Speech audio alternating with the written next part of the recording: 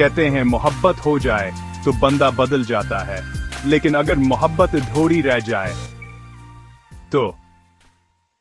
ये कहानी है अली की, एक आम सा लड़का, लेकिन उसके दिल में एक खास सी लड़की रहती थी, ज़ैनब।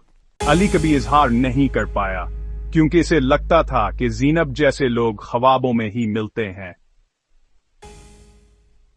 फिर एक दिन गांव में एक खबर गूंजी, ज़ैनब की मंगनी हो गई। काश मैंने पहले बता दिया होता, शायद कुछ बदल जाता। अली के चेहरे पर हमेशा मुस्कुराहट रहती थी, लेकिन दिल वो रोज टूटता था। या अल्लाह, अगर मेरी मोहब्बत सच्ची है तो उसे हमेशा खुश रखना, मेरे बगैर भी। कभी कभार मोहब्बत वापस नहीं आती, बस वो किसी और शक्ल में हमारे पास आ जाती है। जैसे अली के लिए मोहब्बत इल्म की रोशनी बन गई।